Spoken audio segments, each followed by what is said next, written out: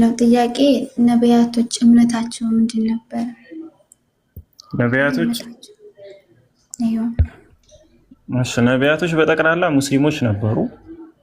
እስልምና ውጭ ሃይማኖት ወይም እምነት ያለው አንድም ነቢይ በዚህ ምድር ላይ አልነበረም። ሩም እሺ፣ በማስረጃ ሳይ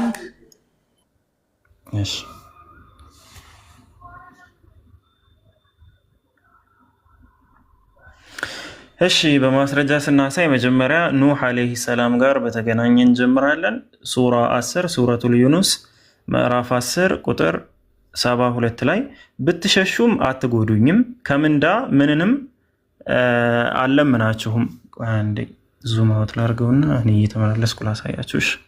ከምንዳ ምንንም አልለምናችሁም ምንዳዬ በአላህ ላይ እንጂ በሌላ ላይ አይደለም፣ ከሙስሊሞች እንድሆንም ታዝዣለሁ ይላል።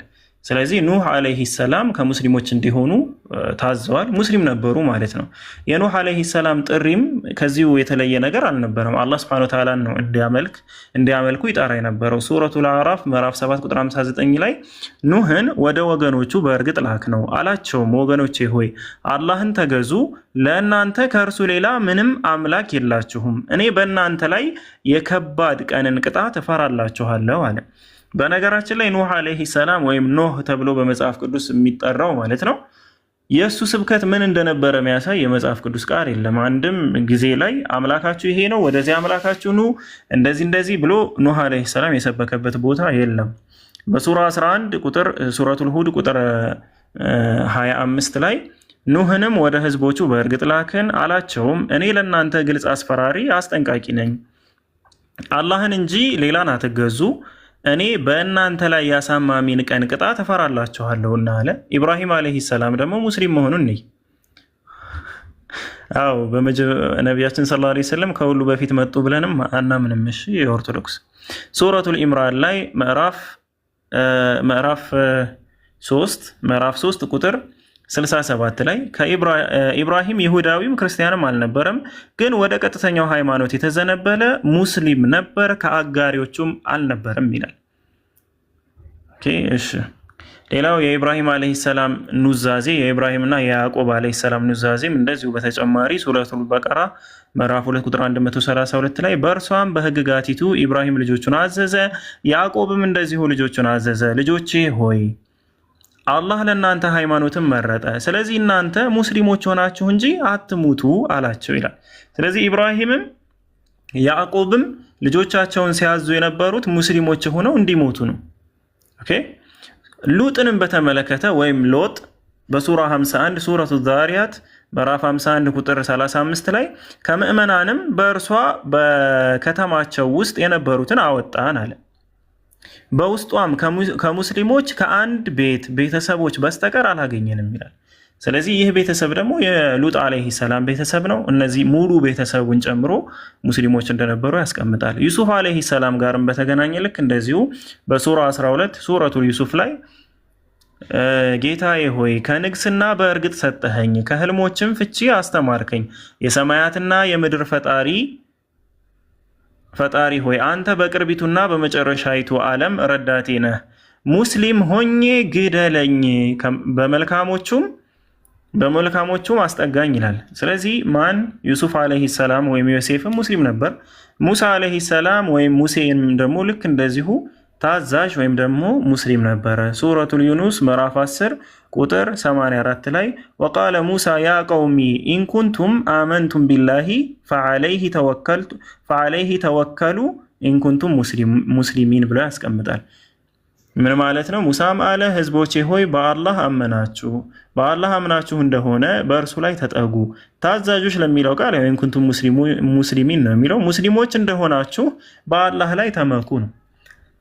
ስለዚህ ሱለይማንም ወይም ሰለሞን ሙስሊም እንደነበረ ሱረቱ ነምል ምዕራፍ 27 ቁጥር 42 ላይ በመጣችም ጊዜ ዙፋንሽ እንደዚህ ነውን ተባለች፣ እርሱ ልክ እርሱ ነው መሰለኝ አለች። እቺ ብልቂስ ነች፣ ንግስቷ ብልቂስ ወይም ሳባ የምትባለው ማለት ነው።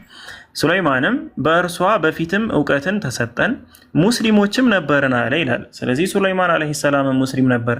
እንደዚሁም ኢሳ አለይሂ ሰላም እና ኢየሱስ ክርስቶስ እንደዚሁም ሐዋርያትን ጨምሮ ሙስሊሞች እንደነበሩ በቁርአን ላይ ተቀምጧል። ሱረቱል ኢምራን ምዕራፍ 3 ቁጥር 52 ላይ ኢሳ ከእነርሱ ክህደት በተሰማውም ጊዜ ወደ አላህ ተጨምረው ረዳቶቼ እነማን ናቸው አለ። ሐዋርያት እኛ የአላህ ረዳቶች ነን፣ በአላህ አምነናል፣ እኛም ትክክለኛ ሙስሊሞች መሆናችንን መስክር አሉ ይላል። ስለዚህ ሁሉም ሙስሊሞች ነበሩ። ባጭሩ ሰው ሁሉ ደግሞ ሲወለድ ሙስሊም ሆኖ ነው የሚወለደው። ነቢያችን ሰለላሁ ዐለይሂ ወሰለም በሰሂህ ሙስሊም ሐዲስ 2865ም ሙስነድ አህመድም ሐዲስ 17623 አነሳኢም ላይም ሱነን አነሳኢ ሱነኑል ኩብራ ሐዲስ 8071 ላይ እኔ ባሮቼን በጠቅላላ በቀጥተኛው መንገድ ላይ ፈጠርኳቸው፣ ሰይጣናት ደግሞ ከቀጥተኛው ሃይማኖት አስወጧቸው፣ ለነሱ የፈቀድኩትንም ነገር እርም አደረጉባቸው፣ እኔ ምንም ማስረጃ ባላወረድኩት ነገርም በእኔ ላይ እንዲያጋሩ አዘዟቸው ይላል። ስለዚህ ሁሉም ነቢያቶች ሙስሊም ነበሩ። ለዚህም ለእያንዳንዱ ማስረጃዎችን አሳይቼሻለሁ። የሰው ልጅ ሲወለድም ደግሞ አጠቃላይ ሙስሊም ነበረ። እሺ ደግሞ አሁን ስለ አደም አፈጣጠር አደም የተፈጠረ የሚለውን አስረዳኝ። መርሃባሽ ሰላት እኛ ጋር ደርሷል። አደም የተፈጠረ ነው ያልሽኝ? አደም አለይሂ ሰላም የተፈጠረ ከምድር ውጭ ነው፣ ጀነት ላይ ነው የተፈጠረ የሚል ዘገባ ነው ያለ። የተፈጠረው ግን ከምድር አፈር ነው። ሚሽካት አልመሳቢ ሐዲስ 100ኛው ሐዲስ ላይ ከምድር ከተለያየ ክፍል ተወስዶ እንደተፈጠረ እና በዛም የሰው ልጆች ከለራቸው ወይም መልካቸው ልክ እንደ የምድር አፈር የተለያየ እንደሆነ ያስቀምጣል። ሚሽካት አልመሳቢ ሐዲስ 100ኛው ሐዲስ ላይ ማለት ነው። ስለዚህ የተፈጠረው ከምድር አፈር ተወስዶ ነው። የተፈጠረበት ቦታ ደግሞ ጀነት ነው። ኢንሻአላህ እኔ አሁን አድርጌ እቀመጣለሁ። ሙከሚል አለ ሀይ ሙኬ አለ አለዋ። ሰላም አለይኩም። ወአለይኩም ሰላም ወራህመቱላሂ ወበረካቱ። አይ ቲንክ ረመዳንም ማሂር ማገር ውስጥ ምሳሌ እኩል ነው እንትን የምንለው መሰል። በቃ ሚዩት አደርጋለሁ። ቀጥሎሽ ሙኬ እመለሳለሁ ሰግጄ ኢንሻአላህ። እሺ መርሃባ። እሺ ገነት በምድር ላይ ናት ማለት ነው? ከምድር አፈር ከሆነ የተፈጠረው ገነት በምድር ናት ማለት ነው? አይ አይደለም።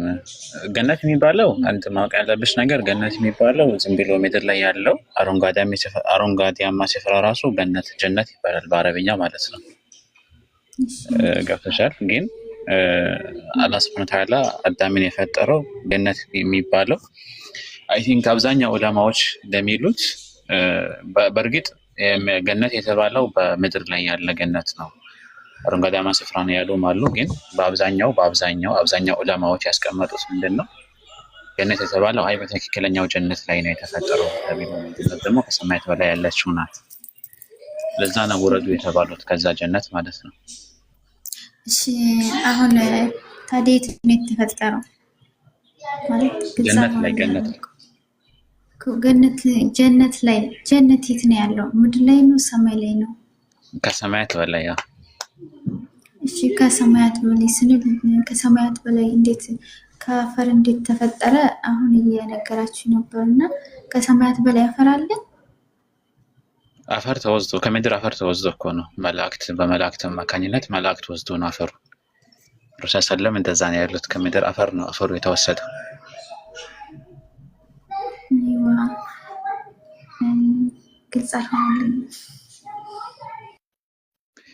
ግልጽ አልሆነልኝም። በምሳሌ ልንገርሽ። አንቺ ሻይ ለማፍላት ፈለግሽና ሻይን የምታፈይው በቤትሽ ነው። ግን ሱካርና ቅጠል ሻይ ሄደሽ በሱቅ ማምጣት ግን አሁን ለምሳሌ ከምድር አፈር ከወስዶ በሰማይ ላይ ነው የተፈጠረው ማለት ነው እኮ። እንደዛ እያልኩሽ ነው። ለምሳሌ ሻይ ከሱቅ ሄደሽ የሚያስፈልግሽን አስቤዛ አምጥተሽ ምግብ ላይ ቤት እንደምታዘጋጅው ማለት ነው። እሱ ገባኝ። ግን አሁን ለምሳሌ እኔ አሁን አደም የተፈጠረ ሲሉኝ በሰማይ ተፈጠረ ብዬ መመለስ እችላለሁ እኮ። የተፈጠረውማ በሰማይ ገነት ላይ ነው የተፈጠረው። አፈሩ ግን ከምድር የተወሰደ ነው ያልኩሽ ያለሁት። እሺ አፈሩን እነማን ናቸው የወሰዱት? መላእክት እኮ። መላእክት እኮ እነማን? ላላ ብዙ መላእክት አሉት። በስም የተጠቀሱም አሉ፣ በስም ያልተጠቀሱም አሉ። ለምሳሌ በስም የተጠቀሱ እነ ጅብሪል፣ ሚካኤል፣ እነ ነስራ። ጅብሪል ናቸው አፈሩን የወሰዱት። እነ ጅብሪል እነ ሚካኤል ናቸው። ግልጽ እንዲሆንልኝ በማስረጃ ብትጠይቁኝ ብታሳዩኝና ብታስረዱኝ ጥሩ ነው። ማለት ግልጽ እንዲሆንልኝ። አሁን ምን ላሳየሽ? አፈሩን መላእክት እንደወሰዱት ላሳየሽ? እሱን ነው የፈለግሽው? አሳየኝ። በጀነት እንዴት ተፈጠረ? ያኔ በሰማይ እንዴት ተፈጠረ? አፈሩ ከመሬት በመላእክት አማካኝነት እንዴት ተወሰደ? ስለዚህ አሁን ስላወራኸው ነገር አሳየኝ። ይህ በማስረጃ ብታሳየኝ ለእኔ ግልጽ ይሆንልኛል። እሺ ባለፈው አይ ቲንክ እሱ አሳይቷችሁ ነበር። የመሰረታዊ ጥያቄም ስለሆነ በፋይል ደረጃ አላስቀመጥኩትም። ወአለይኩም ሰላም ወራህመቱላህ። ላውጣልሽ እችላለሁ፣ ግን ችግር የለውም። ሀዲሱን ሰርች አድርጌ ላውጣልሽ እችላለሁ። ግን አሁን ቁም ነገሩ ምንድን ነው? አሁን እዚህ ጋር ማለት ጥያቄ የሆነብሽ ነገር ምንድን ነው? እኔ አሁን ሰለምቴ ነኝ። እኔ ስለ አደም አፈጣጠር በጣም ይጠይቁኛል እና መመለስ ስለምፈልግ ነው እና ማወቅም ስለምፈልግ። ኦኬ አዎ እኔ እንደ ምክር የምሰጥሽ ነገር አሁን ሰለምቴ ከሆንሽ ትምህርት ላይ ትኩረት አድርጊ፣ ከነሱ ጋር ክርክር አታድርጊ። እስላም ለሁሉም ነገር መልስ አለው። እሺ ገብቶኛል። እሺ ግን ሐዲሱን በመላእክት አማካኝነት ረሱል ሰለም እንዳሉት መልአኩ ማለትም ጅብሪል መጥቶ አፈሩን እንደወሰደ ከዛ በኋላ ሰማይ ላይ እንደተፈጠረ ረሱል ሰለም ነግሮናል ማለት ነው። እሱን ሐዲሱን አይ ቲንክ ፈልጌ ላውጣልሽ። እሱ ሌላ ጥያቄ ካለሽ ጠይቄ እሱን እስከማውጣልሽ እስካሁን ጠይቄያለሁ። ይሄን ተመለስክልኝ ይበቃኛል። እሺ መርሐባ። ሌላ ጥያቄ ያለው ሰው ካለ ይቀጥል። ያንን ሐዲስ እስከማውጣ ድረስ ማለት ነው። ረመዳን አለ ወይ? ገብተሃል ሰላት? ማሂር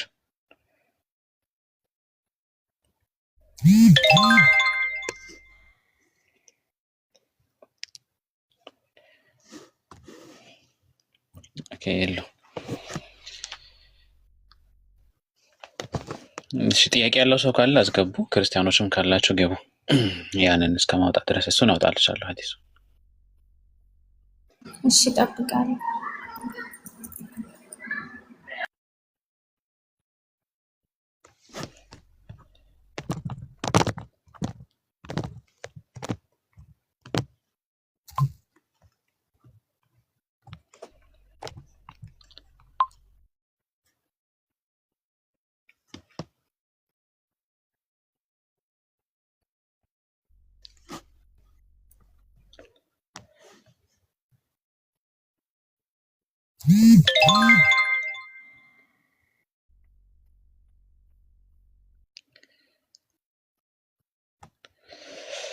እሺ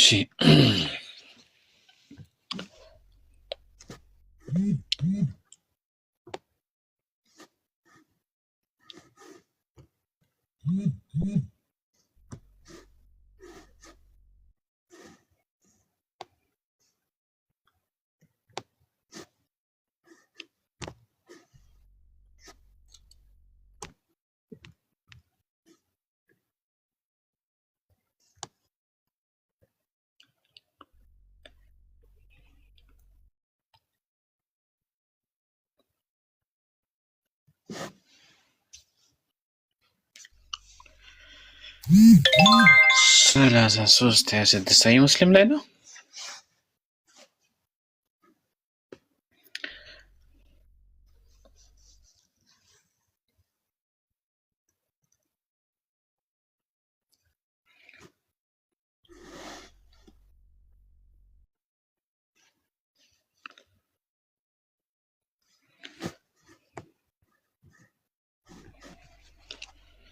እሺ እሺ ቢስሚላህ። ጥያቄ ያላችሁ ካላችሁ ግቡ። ክርስቲያኖቹም ሙስሊሞቹም ግቡ።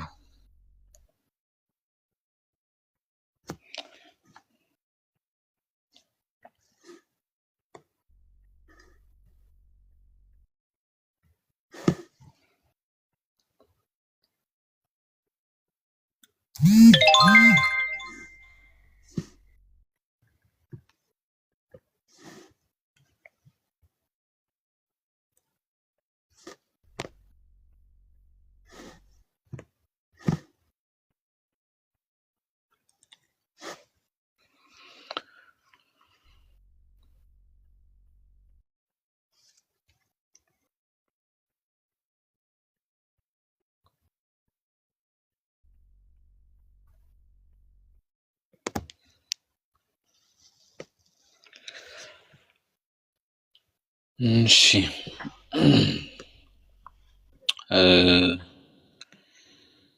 يتلاقي نبرة خلق الله آدم وطوله 60 ذراعا ثم قال ማነው እሱ ተመልሶ ማነው ሚውት የፈታው? አንቺ ነሽ? ኦኬ እሺ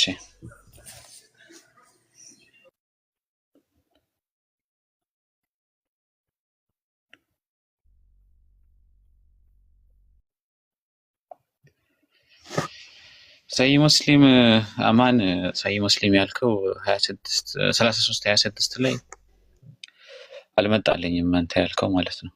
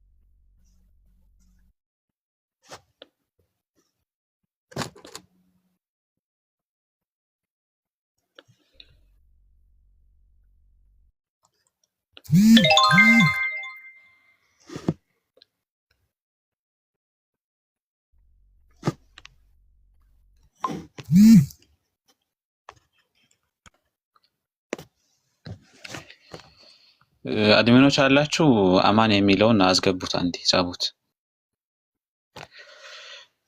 አማን የሚለውን አድሚን ካላችሁ የጻፈ ያለው ሰይ ሙስሊም ብሎ የጻፈ ያለው ልጅ አስገቡት።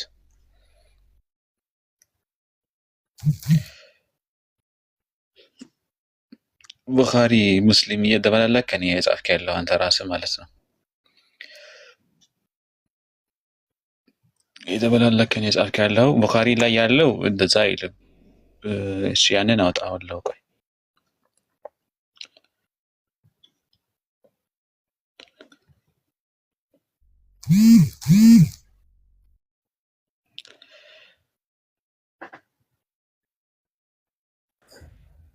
ሰላም አለይኩም።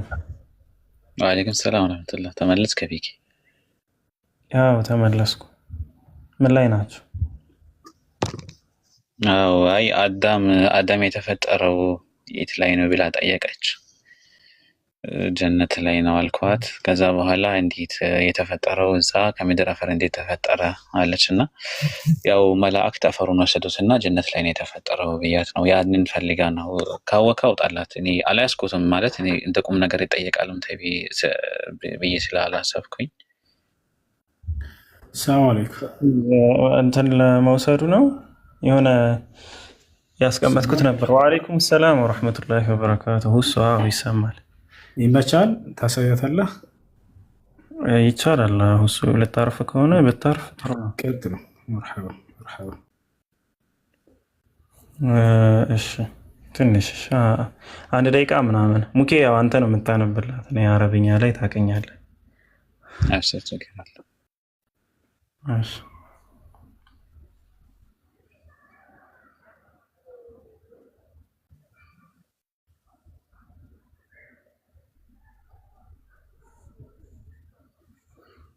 እሺ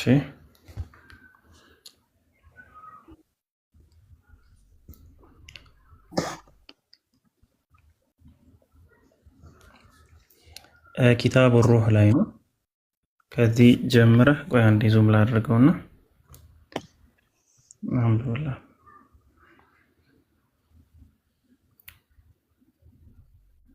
ሙኬ ቀጥል። ይሰማሃል ድምጼ? ያው ተመልከች፣ ያው እንትኑን ምንጩን ብቻ አሳያት፣ ከዛ አነብላታለሁ። ምንጩን አሳያት። ኪታብ ሩህ ነው የሚለው። ኪታብ ሩህ ቮሊዩም 2 ገጽ 503 ላይ ይህን ያዢ። ኦኬ ፈበዓተ ጅብሪል ኢለል አርድ፣ ፈበዓተ ተላከ ጅብሪል ማለት ነው። ኢለል አርድ ወደ ምድር ተላከ ማለት ነው። ሊአይቲ ቢጢኒን አፈር እንዲያመጣ ማለት ነው። ተመልከች፣ ምንሃ ከእርሷ ከምድር ማለት ነው አፈሩን እንዲያመጣ ታዘዘ ይላል። ፈቃለት ለአርዱ እያለ ይቀጥላል። ያ ዋናው ሀሳቡ ይሄ ስለሆነ ነው። ስለዚህ የተላከው ጅብሪል ነው። ጅብሪል መጥቶ ወደ ምድር መጥቶ ጢን ወይም ደግሞ አፈርን እንዲወስድ ታዘዋል። ያው ምንጩን ይኸው ስክሪን። እሺ ከመላእክቶቹ ቅድም መላእክቶች ነበር ያልከኝና ጅብሪል ብቻ ነው አፈር እንዲያመጣ የታዘዘው? መልአክ ነው። ጅብሪል መልአክ ነው። እሺ እሱን አውቃለሁ።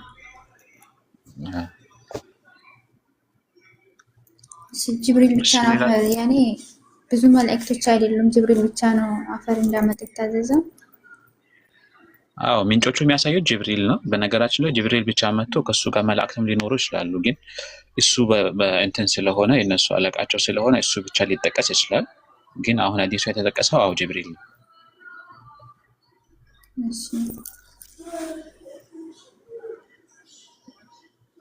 እሺ በሰማይ እንዴት ወደ ምድር ሊወርድ ቻለ? እንዴት ማለት? አሁን ለምሳሌ አደም የተፈጠረው ሰማይ ላይ ከሆነ እንዴት የሰው ልጅ አሁን ምድር ላይ እንዴት እንኖራለን? መጀመሪያም በምድር ላይ እንድንኖር ነው አላህ የፈጠረን። ገነት ላይ ተፈጠረን ማለት ገነት ላይ እንድንኖር ነው የፈጠረን ማለት አይደለም። ገና የሰው ልጅ ሳይፈጠር በፊትም አምላካችን አላህ Subhanahu Wa Ta'ala ለመላእክት ያላቸውን ነገር ነበረ። ሱረቱል በቀራ ምዕራፍ 2 አንቀጽ 30 ላይ ወኢዝ ቃለ ረቡከ ሊልመላኢከቲ ኢኒ ጃኢሉን ፊል አርዲ ኸሊፋ አለ። አላህ ለመላእክት ያሉትን አስታውስ ይላል። ምን አለ? ኢኒ ጃኢሉን ፊል አርዲ ኸሊፋ፣ እኔ በምድር ላይ ተተካኪ ትውልድን ሰዎችን አደርጋለሁ ብሎ ነው ያላቸው። ገና መጀመሪያ የሰው ልጅ ሳይፈጠርም በምድር ላይ እንዲኖር ነው። ከዛ በኋላ ነው በምድር ላይ መጥቶ ምድር ላይ ሲኖሩ መልእክተኛ ተልኮ ከዛ በኋላ በመልእክተኛ አማካኝነት መለኮታዊ መጽሐፍ ተወርዶ ያው በተሰጣቸው ፍሪ ዊል ያመነው ወደ ጀነት ገብቶ ለዘላለም እንዲኖር፣ የካደው ደግሞ ወደ ጀሃነም ገብቶ ለዘላለም እንዲኖር እቺ አጭር ህይወት ዱንያ የምትባልን ነገር አላህ Subhanahu Wa Ta'ala ያስቀመጠልን ማለት ነው። ስለዚህ መጀመሪያውኑ ምድር ላይ እንድንኖር የተፈጠርነው ማለት ነው። ጀነት ላይ የተቀመጠው አዳም ለጊዜያዊነት ነው፣ ለጊዜ ያህል ነው የተቀመጠው፣ ለፈተና ነው እዛ ላይ የተቀመጠው እንጂ መጀመሪያውኑ ለምድር ላይ እንዲኖር ነው የተፈጠረው። እሺ ሌላ ጥያቄ አለሽ? ይበቃኛል፣ ጨርሻለሁ። አመሰግናለሁ። ምንም ማለት አይደለም። እዚህ አድሚኖች ካላችሁ እነዚህ ክራ ዘህራ ካላችሁ እነሱን አግኛቸውና ትምህርት ምናምን የምትወስጂበት ሰለምቶች የሚማሩበት አለ፣ እዛ ላይ ገብተሽ ተማሪ። እሺ ወቅቴ ዛህራ መሰለች በውስጥ እኮ አናግሪያት ነበር፣ አልተመቻትም መሰለኝ። አመለሰችልኝ። ዛህራ ብዙ ጊዜ ቪዚት ይሆናለች። እነዚህ ክራ ምናምን ማለት አድሚኖች ካላችሁ እዚህ ውስጥ ያላችሁ እህቶች ወሰዷት ወደ ትምህርት። ሰላም አለይኩም። ወአለይኩም ሰላም። የኔ ጥያቄ ማንኛውንም ጥያቄ ትቀበላላችሁ? እኔ ትንሽ ወጣ ያለ እንዳይሆን ብዬ ነው። ሙስሊም ነህ? አልሐምዱሊላህ ሙስሊም ነኝ። ጠይቅ። የንጽጽር ጋር በተገናኘ ከሆነ ፈትዋ ግን አይ ቲንክ አሁን የለም መሰለኝ። ሙኬ እንትን ትላለህ፣ ትቀጥላለህ ፈትዋ ላይ? ኧረ ታነካካኝ እኮ የፈትዋ ምንድን ነው ፈትዋ? አስረዱኝ። ምንድን ነው ፈትዋ? ፈትዋ ማለት ነው ፍትሃት ስቀልድ ነው። የአንድ ሙስሊም ሰው የዕለት ተዕለት ተግባሩ ላይ በሚያጋጥሟቸው አንዳንድ ነገሮች የሚያነሳቸው ጥያቄዎች ማለት ነው በአጭሩ። የኔ ከዕለት ጋር የሚያገናኝ ሳይሆን ተፈጥሯችንን በሚመለከት ነው።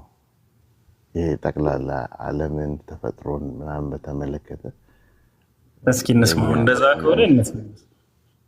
እግራችን ልንሰድ እንችላለን። ምን ይታወቃል? ኢንሻአላህ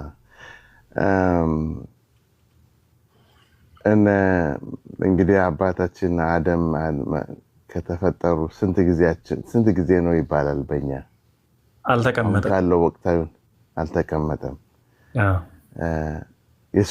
የሰው መፈጠርም አይታወቅም ማለት ነው በስንት ጊዜም እንደሆነ። አዎ ስንት ጊዜ እንደሆነ አይታወቅም።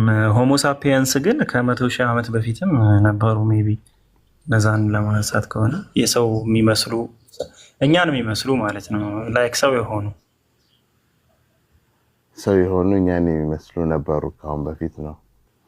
ኦኬ እንግዲህ ቅሪቶች እንደዛ ያሳያሉ። 150,000 ዓመት ምናምን ያሳያሉ ቅሪት አካሎች። ቅሪት አካሎች ግን ይሄ ከዛ በላይ የሚሄድ አለ። ለምሳሌ አሁን በዓለም ከተፈጠረች 2.53 ሚሊዮን ዓመት ነው ምናምን የሚባለውን እዛ ውስጥ ያካትታል ወይስ ይሄኛውን አይመለከተውም? ምኑ? ለምሳሌ ዓለም ከተፈጠረች 5 ቢሊዮን ዓመቷ ነው እስከማውቀው። ምኑ ነው የሚካተተው? ለምሳሌ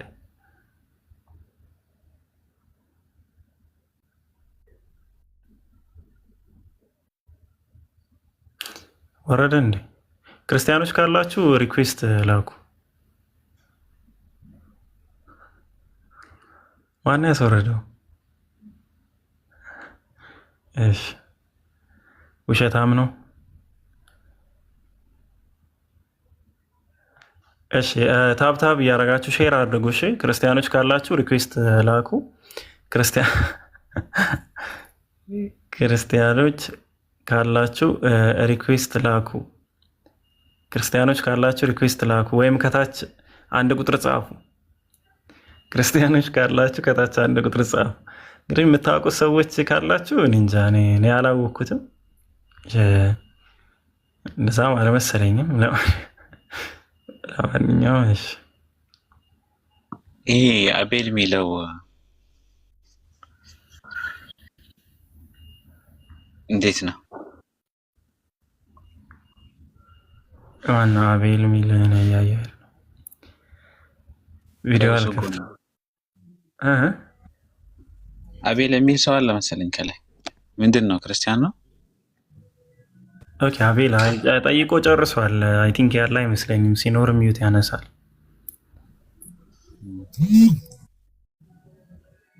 እሺ ኤፍሬም አለ ወይዬ? ሰላም ነው አለ። እንዴት ነህ? አለን። እንዴት ነህ? አለን። ከየት ቤተ እምነት ነህ ኤፊ? እኔ ኦርቶዶክስ ነኝ። የሆነ ጥያቄ የምጠይቅ ነገር አለኝ። የሆነ እሺ ጥያቄ ስትቀበላለህ? አይ እቀበላለሁ፣ እሱ ችግር የለብኝም። የሆነ ጥያቄ ልጠይቅ ነው ስላንተ ማለት ነው። ጠይቁኝ ምናምን ስላልክ ስለ እኔ ደውለህ ጠይቀኝ። አሁን ፐርሰናል ነገር እኔ አይ ጠይቁኝ ምናምን እያልክ ነበረ። ጥያቄ ካላችሁ ጠይቁ እያልክ ነበረና ጠይቁ ነው ያልኩት። ጠይቁኝ አላልኩም። እሺ ጠይቅ ኤፍሬም። ምን ነበር ጥያቄ? ካወቅነው እንመለሳለን። የሙስሊም እምነት ከተጀመረ በስንተኛው ክፍለ ዘመን ትነግረኝ ትችላለህ? ክፍለ ዘመን አልነበረውም። ይገርምሃል፣ በዛ ሰዓት አደም አለይሂ ሰላም ከተፈጠረ ጀምሮ እስልምና ሃይማኖት ነበረ፣ በሰዎች በኩል ከሆነ ማለት ነው። አይ መሐመድ እንደዛ ከሆነ መሐመድ በፊት እስልምና እምነት ነበረ? ማን ነው መሐመድ? ነብያችሁ ነው እኮ። እንደዛ ብለህ አውራ። መሐመድ እኮ 2 ቢሊዮን በላይ 2 ቢሊዮን ልበል፣ በጣም ብዙ ሚሊዮን መሐመድ አለ። ክርስቲያን ሆነውም ስማቸውን ያሰለሙ አለ። ስለዚህ ነብዩ መሐመድ እያልክ ቀጥል፣ አንድ እንግባባ። እሺ ከእሳቸው በፊት ምን አልከኝ? እምነት ነበረ፣ እስልምና እምነት ነበረ ከዛ በፊት? አዎ ሙስሊም ነበረ። ራሱን ለፈጣሪ ያስገዙ ሰዎች ነበሩ። ነቢያትም ሙስሊሞች ነበሩ። እና በማስረጃ ታስረዳኛለህ? ቁርአን ውስጥ አሁን ከመሐመድ በፊት እምነት ነበር የሚል አለ? አዎ አሳያለሁ። ቅድም አላየህም? አሁን ከ10 ደቂቃ በፊት እያሳየን ነበረ። ኧረ ቆይ ጠይቅ እንጂ ቆይ አትመልስ። ጠይቅ ልጠይቅ አይደል? አውጣልኝ ልዩ። እሺ እሺ እዚህ ያላችሁ ሁላችሁም ማሂርን፣ ፒኬን፣ ረመዳንን እሱንም ያላደረጋችሁ ፎሎ አድርጉ። እሺ ሙከሚልን ፎሎ አድርጉ። እሺ ሌሎቹን ብቻ ፎሎ አድርጉ። እኔ ባይዘዌ ኮፒ ሊንክ ብቻ አድርጉልኝ፣ ስለ እንትን ስላለብኝ ኮፒ ሊንክ ብቻ አድርጉልኝ። ገብታችሁ አግዟቸው፣ ፎሎ አድርጉ፣ ኮፒ ሊንክ አድርጉላቸው። ማሂርም ፒኬንም ሁላችሁም ፎሎ አድርጓቸው፣ ሁላችሁም። ሙከሚልን ግን እንዳታደርጉ። እሺ ቀጥል። መርሃባሽ ሱረቱል ኢምራን ላይ ምዕራፍ 3 ቁጥር 67 ላይ ይህ የሚታይ ከሆነ ኢብራሂም ወይም አብርሃም ይሁዳዊም ክርስቲያንም አልነበረም አለ፣ ግን ወደ ቀጥተኛው ሃይማኖት የተዘነበለ ምን ነበር ይላል እዚህ ጋር? አይደለም እንደዛ አይደለም። በፊት ነው ያልኩኝ። ስለ አብርሃም አይደለም እኮ የጠየቁ፣ መሐመድን የጠየቁ፣ ነብዩ መሐመድን የጠየቁ።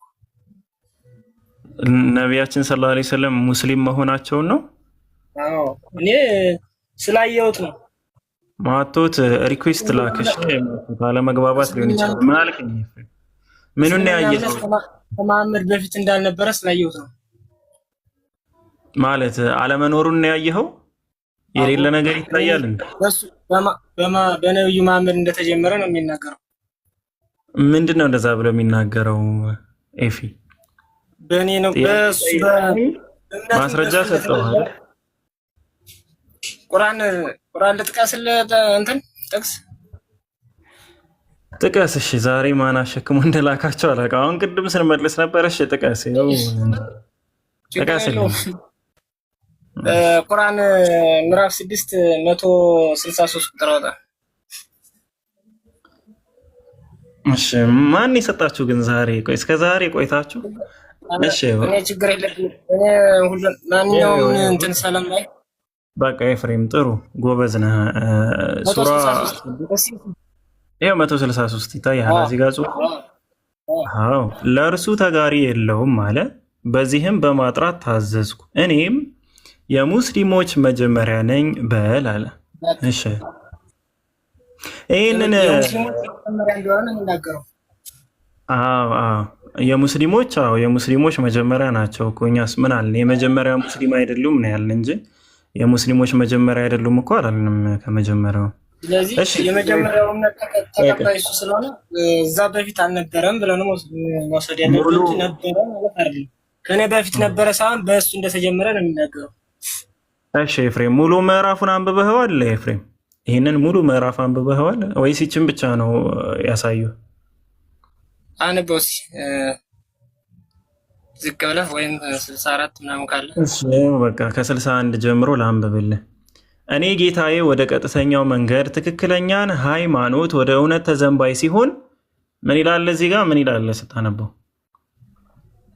የአብርሃምን ይላል። ለምሳሌ መንገድ የአብርሃምን መንገድ ምን አለኝ?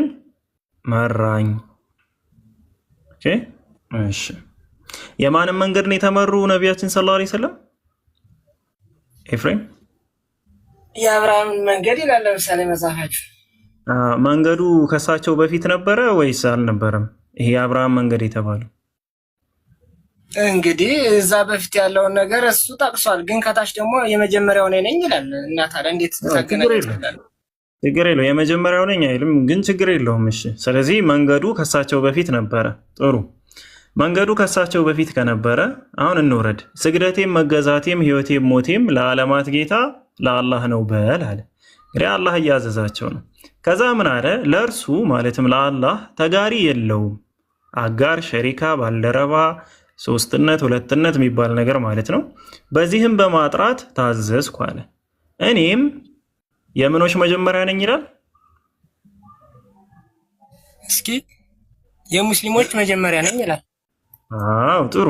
ስለዚህ የአብርሃም መንገድ ከሳቸው መኖር በፊት የነበረ ነው። ነቢያችን ደግሞ እዚህ ጋር በምን ታዘዋል? ለእርሱ ተጋሪ የለውም፣ የሚጋራለት አምላክ አይደለም። በዚህም ደግሞ በማጥራት ላይ ታዘዋል። ከዛ ይህም በመታዘዛቸው ደግሞ የመጀመሪያ የሙስሊሞች መጀመሪያ ነኝ ተብለዋል። እነዚህ ሙስሊሞች የተባሉት በማን ዘመን የነበሩት ናቸው? የሙስሊሞች መጀመሪያ ነኝ ካለ እንዴት ከላኛው ጋር ታገናኘው ትችላለህ ታዲያ? አዎ የሙስሊሞች ሲል ሙስሊሞች ብሎ ያስቀመጠው እነዚህ ሙስሊሞች በማን ዘመን የነበሩ ናቸው? እነዚህ ሙስሊሞች የተባሉት እንግዲህ በማን እንደሆነ አላውቅም። እንግዲህ የተጀመረበትን ክፍለ ዘመን አንተ ነህ ልትነግረኝ የምችለው። እሺ ጥሩ። መጀመሪያ ሲባል በመጀመሪያ ደረጃ ኤፍሬም አንጻራዊና ፍጹማዊ መጀመሪያ የሚባል ነገር አለ። አንጻራዊ መጀመሪያ ማለት ከሆነ ነገር አንጻር አንተ የመጀመሪያ የሆንከው። ለምሳሌ ቅድም ምሳሌ ሲሰጥ ነበር። ድጋሚ እኔ ሱፍ ከለበሱት ሰዎች የመጀመሪያው ነኝ ብለህ ብትናገር ሱፍ የለበሱ ብለህ የጠቀስካቸው ማህበረሰቦች አሉ። ከነዛ አንጻር አንተ የመጀመሪያ ነህ ማለት ነው። ሱፍ የለበሱት ካልካቸው ሰዎች አንጻር የመጀመሪያው ሱፍ ለባሽ ነኝ ካልክ ግን ወይ ሱፉን ሰፍተህ አንተ ራስን የለበስከው ማለት ነው። ስለዚህ ያ ፍጹማዊ ሲባል ይሄኛው ደግሞ አንጻራዊ ይባላል። ከነዚህ አንጻር ብለህ የምትወስነው እንጂ ሱፍ ሰፊውም የመጀመሪያ ለባሽም ላትሆን ትችላለህ። ምናልባት ከአዲስ አበባ ወይ ከጎንደር የመጀመሪያ ሱፍ ለባሽ ልትሆን ትችላለህ። ሱፍ ከለበሱት ሰዎች ውስጥ የመጀመሪያቸው ልትሆን ትችላለህ። ስለዚህ ከዛ አንጻር የመጀመሪያ ሲባል አወል ሲባል በአረብኛው ወይም አማርኛችን ራሱ የመጀመሪያ ስንል አንጻራዊ መጀመሪያ የሚባል አለ። ከሆነ ነገር አንጻር የመጀመሪያ የምትሆንበት። ፍጹማዊ መጀመሪያ ደግሞ አለ፣ የሁሉም ነገር መጀመሪያ የምትሆንበት። ይሄ አንጻራዊ መሆኑን ታዲያኛ በምን እንወቅ ካልክ፣ አንደኛ ይህ መንገድ የታዘዙበት ይህ መንገድ ከሳቸው በፊት የነበረ መሆኑ ነው። ከሳቸው በፊት የነበረ መሆኑን አንድ አንቀጽ ከፍ ብለን አየነው። እዚህ ጋር የአብርሃም መንገድ ብሎ እዚህ ጋር እንዴት መሰለህ፣ እኔ ላነጣጥር ለአንተ ማነጣጠር ሳይሆን እንዴት መሰለህ 61 ያነበብከውና 63 ያነበብከው አይነጣጠርም። ያ ማለት ምንድነው የማይነጣጠርበት ምክንያት? የመጀመሪያው ማለት አይጠበቅብም። አሁን ለምሳሌ ሲጽፍ የአብርሃምን መንገድ ተከተልኩ የእሱንም እሱ የወሰደውን ሲሄድበት የነበረውን መንገድ እያቀናሁት ሄድኩ የሚለውን ነው እንጂ መውሰድ ያለብህ አንተ ልታነጻጽረው የምችለው የመጀመሪያው ነኝ ካለ መጀመሪያ የአብርሃም መንገድ ነበር፣ የአብርሃም መንገድ ተከተልኩ ይላል። ግን ዝቅ ብሎ ደግሞ የመጀመሪያው ነኝ የሚለው ነገር ትንሽ የመጀመሪያው ነኝ አይልም። እሱን እኮ ነው እያልኩ ያለው። የመጀመሪያው ነኝ ሳይሆን ይኸውልህ በመጀመሪያ አውዱን ስታየው አንጻራዊ መሆኑን ትረዳለህ አልኩት። በምንድነው የምትረዳው? ያ ይሄ እስልምና የሚባለው ይሄ የአብርሃም መንገድ የተባለው ነገር ከነቢያችን በፊት የነበረ መንገድ ነው። በሱ ተስማማን። ታዲያ ነቢያችን ሰለላሁ ዐለይሂ ወሰለም የመጀመሪያ ሙስሊም ነኝ ሳይሆን እዚህ ጋር ያሉት አማርኛውም በስርዓት ነው ያስቀመጠው። አማርኛ የሚችል ሰው ባይዘው በዚህ አይወዛገብም። የሙስሊሞች መጀመሪያ ነኝ ነው ያሉ። ሙስሊሞች ብለው የጠቀሷቸው ማህበረሰቦች አሉ። ቆይ አንዴ ኤፍሬም፣ ኧረ እየሰማህ ሙስሊሞች ያሏቸው አሉ። ስለዚህ መንገዱ ከእሳቸው በፊት ነበረ። እሳቸው ግን የእነዚህ ሙስሊሞች መጀመሪያ ናቸው። እነዚህ ሙስሊሞች የተባሉት እነማን ናቸው የሚለውን ማየት ነው። በቃ አሁን ሰው እኮ እንዲግባባ እነዚህ ሙስሊሞች የተባሉት እነማን ናቸው ነው። ይህን ደግሞ እዛ ተፍሲር ላይ ሙሉ ታሪካዊ ዳራውን ማየት ትችላለህ። ይኸው ሱረቱል አንዓም ምዕራፍ 6 ቁጥር 163 ላይ ተፍሲር ኢብኑ ከሲር ላይ ይሄው ወአና አወሉል ሙስሊሚን ይላል። እኔ የሙስሊሞች መጀመሪያ ነኝ ይላል። እዚህ ጋር and I am the first of the Muslims ይላል። የሙስሊሞች መጀመሪያ ነኝ ይላል። ሚንስ አለ ማለትም from this ummah ከዚህ ህዝብ እሳቸው ካሉበት ህዝብ የነዛ እሳቸው ያሉበት ህዝብ ሙስሊሞች እስልምናን ያገኙት ከሳቸው ነው። ስለዚህ የነዚህ ሙስሊሞች የመጀመሪያ እኔ ነኝ ነው ያሉት። ከዚህ የተለየ ነገር አልተናገሩም። ይሄ አነጋገር ደግሞ በቁርአን ላይ በጣም የተለመደ አነጋገርና አገላለጽ ነው። መጀመሪያ ነው የሚለው ከሆነ እንዴት ከዛ ፊት አልነበረም ወይ የሚለውን ጥያቄ ልጠይቅ ይችላልኩ። እንዴት ከዛ ፊት እሱ የመጀመሪያ እንዴት ሊሆን ይችላል ነው። አሁን ከነበረ እንዴት የመጀመሪያ ሊል ይችላል ነው የተጻፈው ምክንያት እንዴት ነው? እሺ የምኖች መጀመሪያ ነኝ ነው ያሉ በነቢያችን ሰለላሁ ዐለይሂ ወሰለም ዘመን የነበሩ የሙስሊሞች መጀመሪያ ነው። አዎ በሳቸው ዘመን የነበሩ ሙስሊሞች እስልምናን ከየት ነው ያገኙት?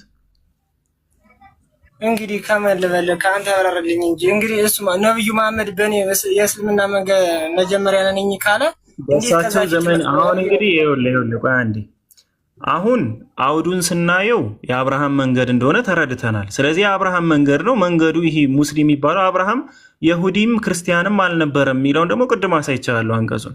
ስለዚህ የአብርሃም መንገድ ከሆነ እሳቸው የሙስሊሞች ሲሉ በእሳቸው ዘመን የነበሩት ሙስሊሞች ከማን ነው እስልምናን ያገኙት ሲባል ከነቢያችን ሰለላሁ ዐለይሂ ወሰለም እጅ ነው እስልምናን ያገኙት። ማንም ይቀድማቸው ታዲያ? ለነዛ ማህበረሰብ ፍሮም ዚስ ኡማ ብሎ አስቀምጦታል። ለዚህ ማህበረሰብ ብሎ አስቀምጦታል። ከነዛ ማህበረሰብ የሚቀድሙት ነቢያችን ሰለላሁ ዐለይሂ ወሰለም ናቸው። ለዛ ነው የሙስሊሞች መጀመሪያ ነኝ ያሉ። ለምሳሌ እዚህ ጋር በተመሳሳይ እኮ በሱራ 7 ቁጥር 143 ላይ ሙሳም ለቀጠሯችን በመጣና ጌታውን ባነጋገረው ጊዜ ጌታዬ ሆይ ነፍስህን አሳየኝ። ነፍስ ማለት ያው ራስን ማንነትን ማለት ነው። አሳየኝ ወደ አንተ መለከታለሁና አለ። አላህም በፍጹም አታየኝም፣ ግን ወደ ተራራው ተመልከት፣ በስፍራውም ቢረጋ በእርግጥ ታየኛለህ አለው። ጌታው ለተራራው በተገለጸ ጊዜ እንኩትኩት አደረገው። ሙሳም ጮሆ ወደቀ። ከዛ ምን አለ? በአንሰራራም ጊዜ ጥራት ይገባ ወደ አንተ ተመለስኩ። እኔም የምእመናን የምእመናን መጀመሪያ ነኝ አለ። ሙሴ የምእመናን መጀመሪያ ነው እንደ ሙሳ አለይሂ ሰላም ስንል አይደለም። ታዲያ የምኑ ነው የምእመናን መጀመሪያ ነኝ ያለው ሲባል ኢቨን አላህ ሱብሓነሁ ወተዓላን በማየት ደረጃ እንኳ ቢሆን ሙሳ አለይሂ ሰላም የምእመናን መጀመሪያ አይደለም፣ እንደማይታይ በማወቅ ደረጃ ማለት ነው። ግን ከነበሩበት ማህበረሰብ አንጻር ሙሳ አለይሂ ሰላም አላህን ማየት እንደማይቻል ያወቁ የመጀመሪያው የምእመናኖች መጀመሪያ ነበሩ። እሳቸው ብቻ ሳይሆን ከሳቸው በኋላ ደግሞ የነበሩ ደጋሚዎች አሉ። ደጋሚዎችን ማየት እንችላለን፣ የፈርዖን ደጋሚዎች። እነሱም ቢሆን ልክ እንደዚሁ የምእመናን መጀመሪያ ብለው ደግሞ አስቀምጠዋል። ኦኬ። ስለዚህ ይሄ መጀመሪያ ተብሎ የተገለጹት የምእመናን ነው መሰል የሚለው አንዴ ምዕራፍ 26 ቁጥር 50 ላይ ፒክ። እሺ ምዕራፍ 26 ቁጥር 51 ቁጥር 51 ነው። አይ አገኘኝ 51። እሺ ጀዛከላህ ሀቢቢ። ሱራ 26 ቁጥር 51 ላይ እኛ የምእመናን መጀመሪያ በመሆናችን ጌታችን ኃጢአቶቻችንን ለእኛ ሊምር እንከጅላለን ይላሉ። የምእመናን መጀመሪያ ማለት እነዚህ አጠቃላይ የምድር ላይ ካሉ ምእመናን መጀመሪያ ናቸው ነው? አይደሉም። ለምን ሲባል ሙሳ አለይሂ ሰላም እንኳን ከነዚህ በፊት የምእመናን መጀመሪያ ነኝ ብሏል። ስለዚህ ይህ በቁርአን አገላለጽ ምን ይባላል? አንጻራዊ መጀመሪያነት። አይ እሱ እኮ እንደዛ ተብሎ ነው የሚገለጸው። አሁንም እኮ ሁሉም ስትገባ የመጀመሪያ ምናምን ይላል እና ያን አሁን ለምሳሌ እንደዛ ከሆነ እንዴት ሊግባባ ይችላል? የመጀመሪያ ነኝ ሳይሆን ከዛ በፊት ነበር አይደለን? አሁን አንተ ከዛ በፊት እንደነበረ እኛም ሁላችንም ምናውቅ፣ ግን የመጀመሪያ ነኝ እስካሁን ያወራሁትን በየት በኩል ሰምተው ነው እያልከኝ እኮ ነው። አሁን ሙሳን አሁን ስታነብልኝም እሱን የመጀመሪያ ምናምን እያልከኝ ነው። አሁን ደግሞ ስታነበው አሁን የመጀመሪያ የሚለው ምን ማለት ነው አልኩ። አንዴ ቆይ ኤፍሬም ቆይ አንዴ፣ የመጀመሪያ የሚለው ምን ማለት ነው አልኩ። የመጀመሪያ ማለት እኔ ነኝ የመሰረትኩት የሚለውን ነገር እንግዲህ እኔ ምን ማለት ነው አልኩት። የመጀመሪያ ማለት ምን ማለት ነው አልኩ። የመጀመሪያ ማለት ምን ማለት ነው ያልከው? ምን ማለት ነው አልኩ። ሙኬ ተነስቶብሃል ሀቢቢ።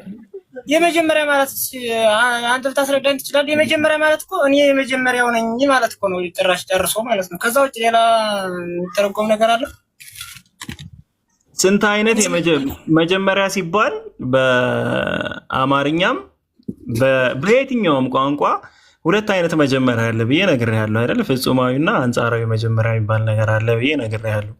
ይህንን አንተ እስካሁን ድረስ ካልሰማኸው ኤፍሬም በጣም ጥሩ ስለነበረን ጊዜ እያመሰገንን እንግዲህ በሰላም መለያየት ነው የሚሻል። ሙኬ ላስወርድ ነው ሀቢቢ። ምንም ሚዩት ማይክ እየተዘጋልኝ አይደለም። ታወራ ነው አፎነ ሀቢቢ። እሺ አንዴ ቆይ እንዲገባ አንድ ደበል ስታንዳርድ ልጠይቅህ ኤፍሬም፣ እንዲገባህ ማለት ነው። አሁን ፒኬ ያስረዳህ ነገር ግልጽ እንዲሆንልህ ምሳሌ ልስጥህ። ስጠኝ ምሳሌ። ኦኬ ባይብል ይዘሃል? እኔ ከፍትልሃለሁ ሀቢቢ፣ እኔ ከፍትልሃለሁ። እሺ ምን ልክፈት? ዘጸአት ምዕራፍ 4 ክፈትልኝ አንተ። ወደኛ ገባችሁ? ያኛው ሐሳብ አስረዱ። እሺ ይሁን። እሱን እኮ አስረድተዋል። ከዛ አሁን ምሳሌ ማቴዎስ 13 ላይ ምን ያህል መሰለህ? እያዩም ስለሚያዩ እየሰሙም ስለማይሰሙ ስለማያስታውሉም በምሳሌ ነገራቸዋለሁ ባለው መሰረት እኛም በምሳሌ እንድናስረዳህ ነው። ከዛ በኋላ ከተረዳ ትረዳለህ፣ ካልሆነ ደግሞ ሌላው እኮ አይደለም። እኔ እኮ መስማት ያለ መስማት ሳይሆን አሁን እኮ እኔ ግራ የሚያጋባው እንደው ታውቃለህ፣ የመጀመሪያ የሚለው ነገር ነው። መጀመሪያ የሚለው ነገር እሱን ላስረዳህ ነው። እባክህን ተረጋጋ። ፒኬ መክፈት ትችላለህ? አዎ ዘጸአት 4 ስንት አልከኝ? 22 እና 23 ላይ እሺ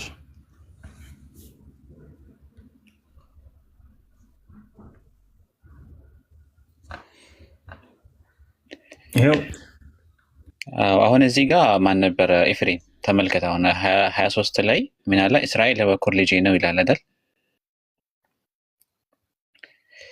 ኤፍሬም አንማውት አድርግ አንተ ሚውት አንሳ።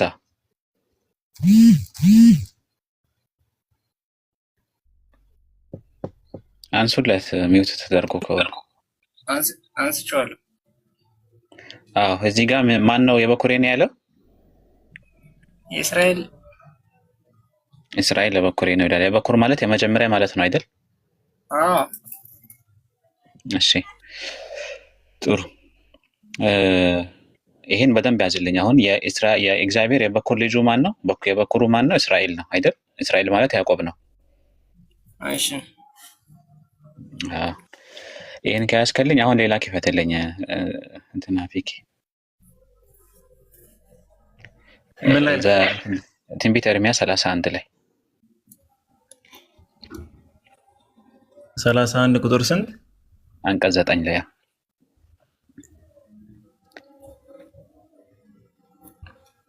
እሺ አንቀጽ 9 ላይ ምን ይላል? በለቅሶም ወጥቶ እኔም በማጽናናት አመጣቸዋለሁ አለ። በወንዝ ዳርም በቅኑ መንገድም አስኬዳቸዋለሁ፣ በእርሱም አይሰናከሉም። እኔ ለእስራኤል አባት ነኝና ኤፍሬምም በኩሬ ነውና ይላል።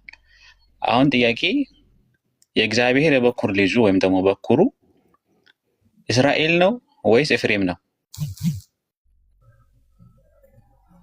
ማለት ኤፍሬም ከምን ደረሰ? ጭራሽ ከፈጣሪ ጋር ይኸው ኤፍሬም በኩሬ ነው እያለ ነው። አሁን ሁለቱም በኩር ተባሉ። አየህ፣ ኤፍሬምም በኩር ተብሏል፣ እስራኤልም በኩር ተብሏል። የእግዚአብሔር በኩሩ ማን ነው? ሌላ መጨመርልሃለሁ፣ ግን አሁን ይሄን ሁለቱን አስማማ። አሁን ኢየሱስ ራሱ በኩር ተብሏል፣ ሌሎቹም በኩር የተባሉ ብዙ አሉ። ዳዊትም በኩር ተብሏል። አሁን ግን እነዚህን ሁለቱን አስማማልኝ። አሁን የእግዚአብሔር የበኩር ልጁ እና በኩርና የመጀመሪያ ለምሳሌ አሁን ማነጻጸር ይችላል። አሁን ይሄ ሙሉና ብታነባው እንደዛ ይላል። ሙሉን እንኳን ምን ይላል? ግልጽ እኮ ነው። ሙሉ ማንበብ እኮ አይጠበቅብኝም። ኤፍሬም በኩሬ ነው አለ። በኩር የሚለው ቃል ነው የተፈለገው። ኤፍሬም በኩሩ ከሆነ እስራኤልም በኩሩ ከሆነ አሁን ማን ነው የበኩር ልጅ? እግዚአብሔር የተኛው ነው? ለምን ሁለቱም በኩር ሊባል ቻለ? ጥቅሱን ልነግርህ ትችላለህ? ያው ወጣልህ እኮ ትንቢተ ኤርምያስ ምዕራፍ 31 አንቀጽ 9 ላይ፣ ያኛው ደግሞ ዘጸአት ምዕራፍ 4 አንቀጽ 22 እና 23 ላይ።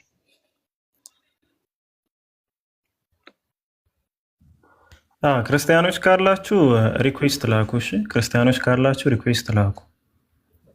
አማርኛ ጋር ካልተግባባን እንግዲህ በምን ቋንቋ ልንግባባ እንደምንችል እኔ እንጃ፣ አላህ ይወቀው። ክርስቲያኖች ካላችሁ ግን ሪኩዌስት ላኩ። ጥያቄ አለን እንግዲህ፣ እስካሁን የሚያስተናግደን አላገኘንም። ሁሉም ጠያቂ ነው።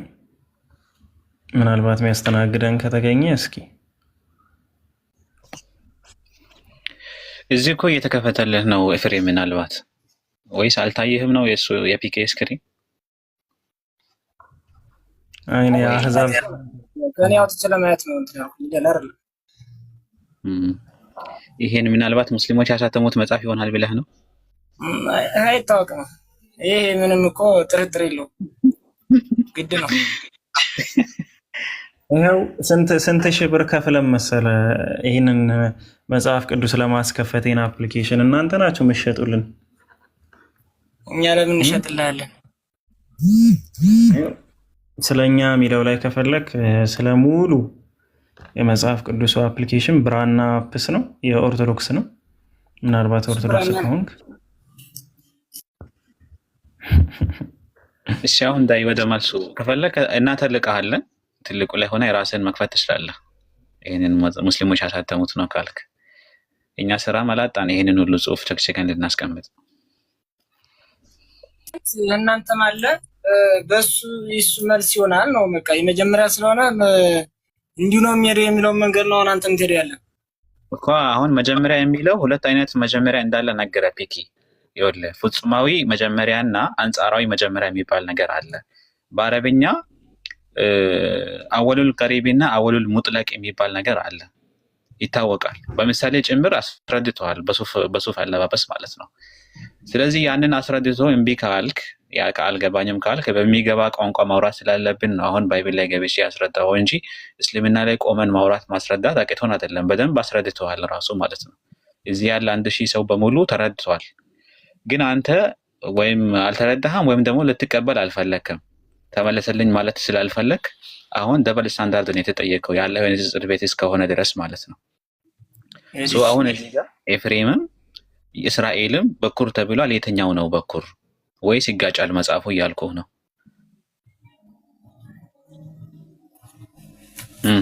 አይጋጭም። እስራኤልም በኩር ነው ተብሏል። ዳዊትም እንደዚህ። እንዴት ሁለቱም በኩር እሱ ጋር አልተዋጠልኝም። እንዴት ሁለቱም በኩር ሊሆኑ ይችላሉ? ሁለቱም እንዴት በኩር ሊሆኑ ይችላሉ? ሁለቱም እንዴት በኩር ሊሆኑ ይችላሉ?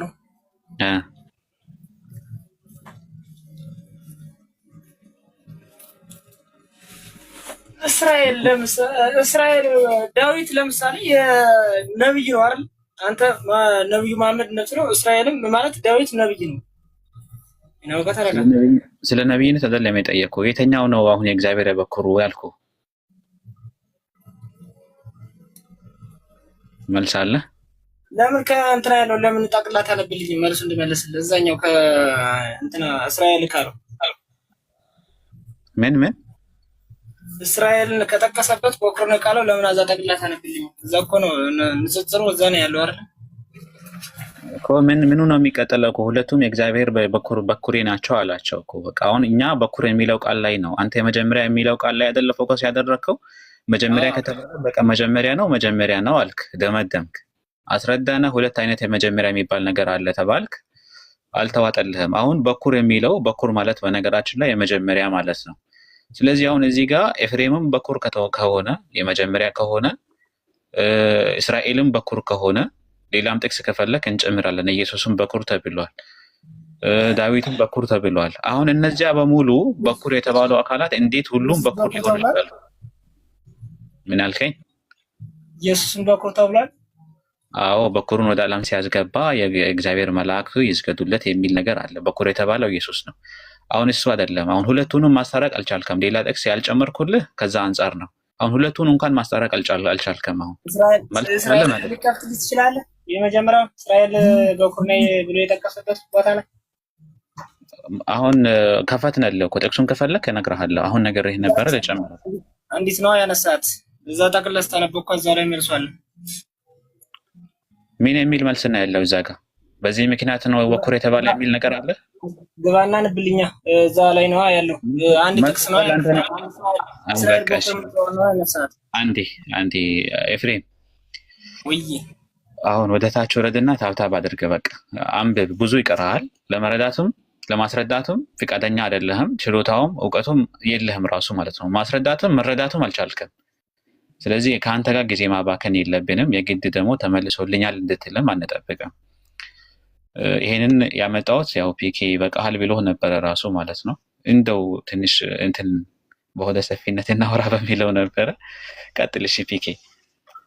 ጀዛከላህ ሙኪያረ በጣም ቆንጆ ፖይንት ነው ያነሳው። አሰላሙ አለይኩም ፒኬ እንዴት ናቸው? ወአለይኩም ሰላም ወራህመቱላሂ ወበረካቱ። ማሂሮ ኔትወርክ ግን ቀይ ያበራ ነው። ማሂር አለ?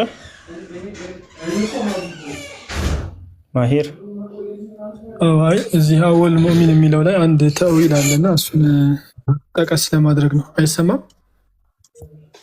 ይሰማል። እየዘገየብህ ይመስላል፣ ግን ችግር የለውም ቀጥል፣ እኛ እንሰማሃለን። ኸይር። አይ እዚህ ጋር አንድ ይሄ አወል ሙእሚን ላይ የሚለው አንድ ተዊል አለ የሚነሳ ምንድነው?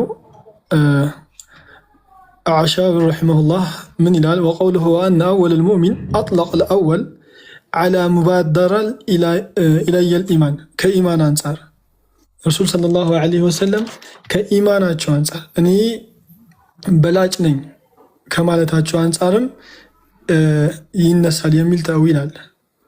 ማለት አንድ ሰው ረሱል ሰለላሁ ዐለይሂ ወሰለም ለዓለማት እዝነት እንደተላኩት ለሁሉም በላይ የሆነ መልእክት ይዘው እንደመጡት ከዛ አንጻር ብለው ይሆናል የሚል አንድ ተዊል አለ በዚህ ላይ ማለት ነው። ሁለተኛው ዘማን ነው፣ ከጊዜያቸው ከወቅታቸው አንጻር ነው። ሰው ይሄ እኔ መጀመሪያው ነኝ የሚለው በዚህ ይታያል፣ በዚህ ማየት እንችላለን።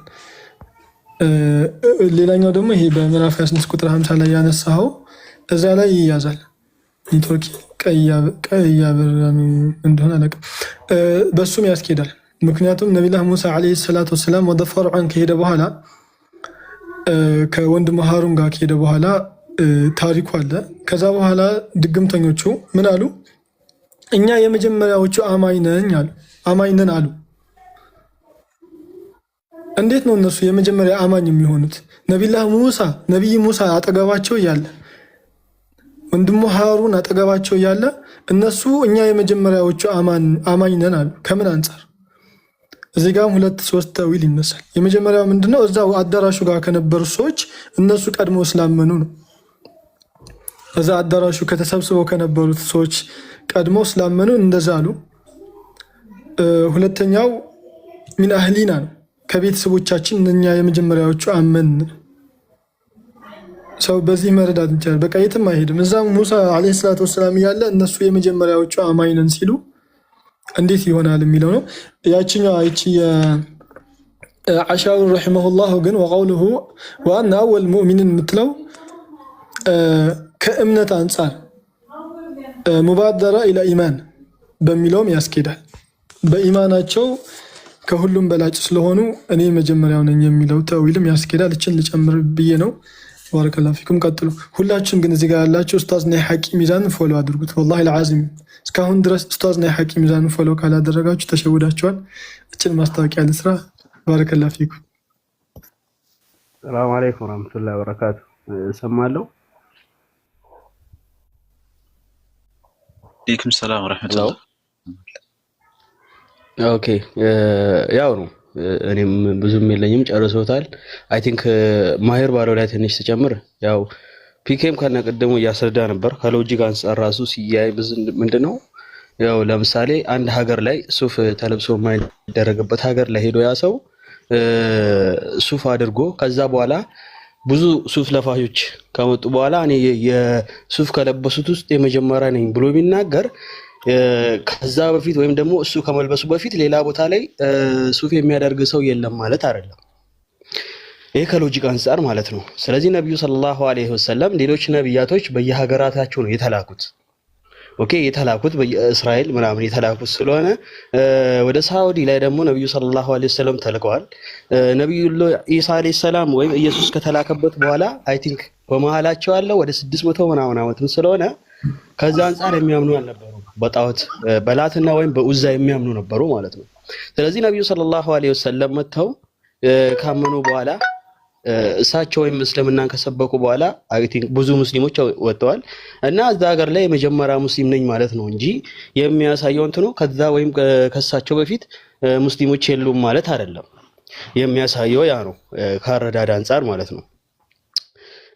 እናም በተጨማሪም ከዛ አንፃር የተደረገ ነው እንጂ ነብዩ ሰለላሁ ዐለይሂ ወሰለም ከተላኩበት ህዝብ አንፃር ከህዝብ አንጻር ነው የምንለው፣ ከኡማው ማለት ነው፣ ከተላኩበት ኡማ አንጻር ወይም ደግሞ እዛው ቁረይሾች ወይም መካ ላይ ካሉት ሙስሊም ከሆኑት አንጻር የመጀመሪያው የሆኑት ነብዩ ሰለላሁ ዐለይሂ ወሰለም ናቸው ማለት ነው። ከዛ አንጻር ነው እንጂ ከነቢያችን ሰለላሁ ዐለይሂ ወሰለም በፊት ሙስሊሞች የሉም ማለት አይደለም። ሁሉ ነቢያቶች ሙስሊም እንደሆኑ ራሱ አላህ Subhanahu Wa Ta'ala ይነግረናል። አላህ Subhanahu Wa Ta'ala ነው ነብዩ ሰለላሁ ዐለይሂ ወሰለም እኔ ሙስሊሞች መጀመሪያ ነኝ በል ብሎ የተናገረው የአብርሃም መንገድ እንደመራኝ ብሎ የተናገረው እዛው ማለት ነው። አውዱን ይዘን ስንሄድ መገዛቴም ሞቴም ለአንዱ ለአላህ ያህሉ ጌታ ነው ብሎ እንደተናገረው በዛው አንፃር ማለት ነውና እቺኛዋንም ልጨምር ብዬ ነው። ጀዛከላሁ አይ ጀዛከላ አይ ፒኬ በደንብ አብራርቶታል እኮ እስልምና ላይ ያለውን እና ጀዛኩሙላህ ኸይር ባሂር ረመዳን ቀጥለሽ ፒኬ መርሐባ ጀዛከላህ ጀዛኩሙላሁ ኸይረን ማን ነው አለ አለሁኝ ሰላም አለይኩም ተመልሼ መጣሁኝ ያኛውን አካውንትን ቅድም ልጠይቅ የነበረውን ዘጉብኝና ተዘጋብኝ which is not good እንደዚህ አይነት ስራ ባይሰራ ጥሩ ነው እኔ ሙስሊም ነኝ አልহামዱሊላህ እኔ ውሸታም ነው ያለው የተሳሳተ ሰውዬ ነው wrong information ተቀብላችሁ ብሎክም ተደረኩኝ በሌላ አካውንት ግን መጣሁኝ ለሌ የፈለኩት የቅድሙ ጥያቄዎች ሰሞኑን እኔ አይቲ ውስጥ ነው ያለሁትና ብዙ በእንትን ላይ የሚሮጡ አንዳንድ ጥያቄዎች አሉ ይሄ ሁሉ ቅድም የጠየቀህም ጥያቄ ይሄንን ነው በተመለከተ ይመስለኛል ምን ያነሳሉ እኛ እናንተ ሙስሊሙ ናችሁ እኛ ክርስቲያኖች ሆነን ነው የተቀበልናችሁ የእናንተ ነብይ ራሳቸው እኛ ክርስቲያን መሆናችንን ያውቃሉ እናንተ ሙስሊም ከመሆናችሁ በፊት እና እኛ የኛ ሃይማኖት ነው ቀደምት ሃይማኖት የሚል አንዳንድ ትርክቶች አሉና እነሱ የተነሱበት መንገድ ነው አሁን እንዲህ አይነት ጥያቄዎች በየቦታው ልታስተናግዱ ትችላላችሁ ይሄንን ደግሞ ቅድም አንተ እኔ ዛሬ ገና ነው የገባሁት ስምን ግን በደንብ ሰማለው ስለሆሱ ይሄንን መነሻ በለማድረግ ነው ቅድም ከዳር ጀምሬ መጀመሪያ መቼ ነው መሬት እንዴት ተፈጠረች አዳም መቼ ተፈጠረ የሚለው ጥያቄ ከላይ ጀምሬ ላመጣና ሙስሊምናን ምን መስሎ ከመላእክቶቹን ሁሉን ከዛ ጀምሮ እስልምና ሃይማኖት ኢቭን ልጅ ከመወለዱ በፊት ሙስሊም ብለው እነሱ እንደሚያምኑ ይሄንን ማስረዳት መቻል አለብን ብዙ አያውቅም አሁን ለምን ክርስትና እንደሚነሳ በፊትስ ከክርስትና በፊትስ እንደ ሙስሊም እንደሚያዩት አያውቁም ሰዎቹ አያውቁም ብዙዎቹ አያውቁም ብዙ ይቅርታ አንዴ ይቅርታሽ ስላቋረጥኩና ቅድም የሰው ልጅ ከመፈጠሩ በፊትም በነፍስ ደረጃ ያለም ሲወለድም በምን ሁኔታ ላይ እንደሚወለድ ምናምን ሰፋ አድርገን በማስረጃ ያወጣን ያየነው ነበርና አይ ቲንክ እየተደገመ ያለ ሐሳብ ነው እያወራ ያለው ጊዜ ከመቆጠብ አንፃር ወይ በጀመርከው ነገር ላይ ማውራት ከፈለክ መጠየቅ ከፈለክ በዛ ነገር ላይ እንትን ብትል አሪፍ ነው ብንቀጥል ማለት ነው እንጂ አሁን ያወራሃቸው ላይክ መጀመሪያ ላይ የሆነ ፖይንት ሰምቻለሁ ከዛ ውጭ ግን የተወሩ ነገሮች ላይ ድጋሚ ነው ያወራህ ያለው አይ ቲንክ ኦኬ እንግዳው እኔ አልነበርኩም ማለት ነው ይቅርታ ድጋሚ ሐሳብ ማምጣቴ ግን ሰማቸዋለሁ ሌላው ባካችሁ ሰውን በደንብ ሐሳቡን ሳይጨርስ ብሎክ አታርኩት አንዳንድ ቁም ነገሮችም ሊገኙበት ይችላሉ ምናልባት መርሃባ የነቢያት መንገድ ላይ ይፖስትልሃል እዛ ሂደህ ታየዋለህ ኢንሻአላህ ያለፈህን በሙሉ እዛ ታገኘዋለህ መርሃባ እሺ ከአነሳቸው ነገሮች አንፃር ግን እኛ ክርስቲያን መሆናችንን ነቢያችሁ ራሱ ያውቁ ነበረ ከናንተ በፊት እኛ ክርስቲያኖች እዚህ ነበርን የሚለው ሐሳብ በየት በኩል ነው አሁን ጥያቄው በየት በኩል ነው የነበሩት ላይክ ለምሳሌ አሁን ወደ ሰሜን ምናምን ከሄድን አው ከሙስሊሞች እዛ የነቢያችን ሰለላሁ ዐለይሂ ወሰለም በኋላ የመጣ ነው ይሄ ኡማ ማለት ነው እዛ አካባቢ ከመግባቱ በፊት ክርስቲያኖች ላይ ነበሩ ይሄ እውነታ ነው እኮ አይካድም ግን ወደ ሐረር ሶማሊያ እንደዚህ የመሳሰሉ ሀገሮች አይ ቲንክ በዚህኛው በኩል ደግሞ ስንሄድ ከክርስትና በፊት እስልምና ነው የሚቀድም ስለዚህ እንደዚህ ብለው ሲያወሩ እነማን ናቸው እንደዛ ብለው የሚያወሩት ከየት በኩል ከየት ተነስተው ነው መጀመሪያኛ ነበር እንትና እኮ ቢኖሩስ እኔ አሁን ለምሳሌ የአረብ ዘር የለብኝም፣ የአረብ ዜግነት የለብኝም። የአረብ ዘር ማንዘር ቢቆጠር ሀበሻ ነው። የእኛ ቤተሰቦች እስልምናን ተቀበሉ። አዎ ተቀበሉ። ከዛ በፊት ምን ነበሩ? ኢትዮጵያዊ ነበሩ። ክርስቲያንም ጣዖት አምላኪ ሊሆኑ ይችላሉ። ዘር ማንዘራችን ማለት ነው። ሃይማኖት ሲመጣ የሆነ አንተ ራስህ መጤ ነህ ማለት ራሱ ምን ማለት ነው? ይህን እነሱ ራሱ እኮ ኢትዮጵያ ውስጥ ከመግባታቸው በፊት ኢትዮጵያ ዘንዶ ነበር የሚመለከው አይደል እንዴ? እግዚአብሔር የሚለው ስያሜ ራሱ እኮ ለጣዖት ነበር የሚውለው። መጀመሪያ ጣዖት አምላኪ የሆነ አካል ነው እግዚአብሔር ብሎ የዓለማት ገዢ ብሎ ስያሜውን ያወጣው ማለት ነው። እግዚአብሔር የሚለውን ስያሜ ጀምሮና ስለዚህ ላይክ በዚህ ከሆነ መጤ የምንባለው ሁሉም መጤ ነው ነው። እናንተም እንግዲህ መጤ ናችሁ። ኢትዮጵያ ውስጥ ማንም አዲስ የለም። ጣዖት አምላኪ ናቸው። ያው ላይክ ዋቄ ፈና ደግሞ ይቀድመናል ሁለታችንንም። ስለዚህ በቃ የመጀመሪያው ባክ ቱ ዘ ኦሪጅን ብላችሁ ወደ ዋቄ ፈና መሄድ ትችላላችሁ። ኤኒዌይስ ክርስቲያኖች ካላችሁ ሪኩዌስት ላኩ። ጌትነት አይ ቲንክ ሙስሊም ነህ መሰለኝ አይደል?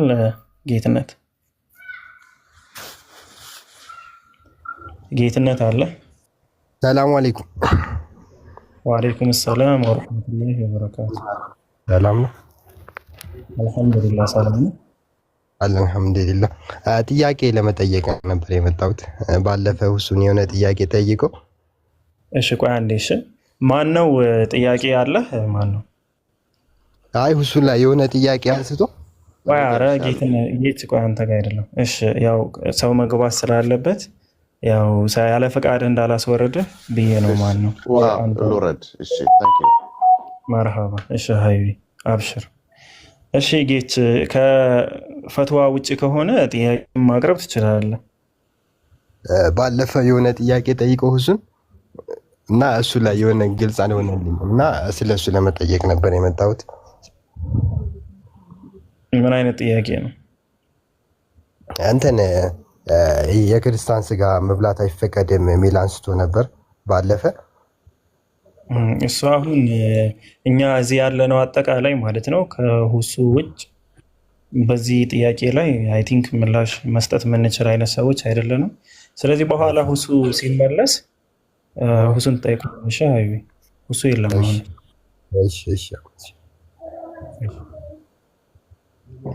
ክርስቲያኖች ካላችሁ ሪኩዌስት ላኩ። ሰላም አለይኩም። ሰላም አለይኩም። ወአለይኩም ሰላም ወራህመቱላሂ ወበረካቱ። አንቱ እንዴት ነው? ሰላም ነው። እንዴት ናችሁ? ኦኬ ኡስታዝ አይባልም ኢንሻአላህ የተወገዘ ነው። ኡስታዝ የሚል ሰው ኢየሱስን አምላክ ነኝ ሳይል እንደሚያመልክ ነው የሚታይ። ኒቂያ ነው ኬልቄዶን ነው የትኛው ነው የተወገዘ? እኛ ሶስተኛ የፈለግን ነው ሌላ ስብሰባ ኬልቄዶንና ኒቂያ መንፈስ ቅዱስንና ኢየሱስን አበላሸ። የቲክቶክ ጉባኤ ደግሞ እኔን እንዳያበላሽ እየፈራ ነው። እና ይሄ አንድ ጥያቄ ነበረኝ ለአንተ። አሁን አዳም ከተፈጠረ ጀምሮ በክርስትና ማለት ነው ከአምስት ቀንና አምስት ምንድን ነው ያኔ 5500 ዓመት በኋላ አምላክ ይመጣል።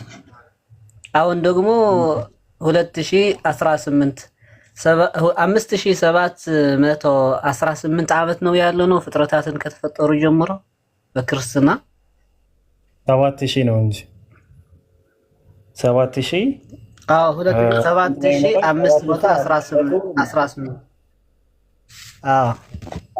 7518 በክርስትናው እንደዛ ነው። ባይዘዌ ግን በቅርቡ አንድ ዜና ነበረ የ14000 ዓመት የሞላው እስከለተን አለ በቅርቡ የተገኘ ቅሪተ አካል ማለት ነው የሰው። ስለዚህ ያ ሰው ከአዳም በፊት የነበረ ሰው ነው። እንደነሱ እምነት እንደዛ ከሆነ እንግዲህ 17000 ዓመት የሆነው ቅሪተ አካል ምንድነው መሚ ተገኝቷል። ዜና ሁሉ ሴቭ አድርጌው ነበር ለዚች ክፉ ቀን ሲባል ለማውጣት ብዬ ማለት ነው። አይ ቲንክ የለም ሰርች አድርጌ ማምጣት እችላለሁ። እና 14000 ዓመት ማለት ከአዳም በፊት አዳም ከመፈጠሩ ኦልሞስት 7000 ዓመት በፊት ሰው ነበረ ማለት ነው። ያሳዝናል በጣም። ማን ነው የመጀመሪያው ሰው?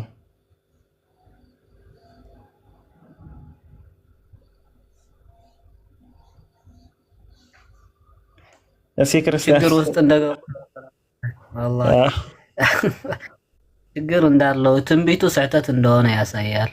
ወይ ደግሞ ባይብል በትክክል ከባይብል የተወሰደ ከሆነ ደግሞ ባይብል ትልቅ ችግር ያለበት መጽሐፍ ነው። የማያውቁት ክፍለ ዘመን የሚጽፉበት ማለት ነው። ይኸው አሁን እዚህ ወርልድስ ኦልደስት መሚስ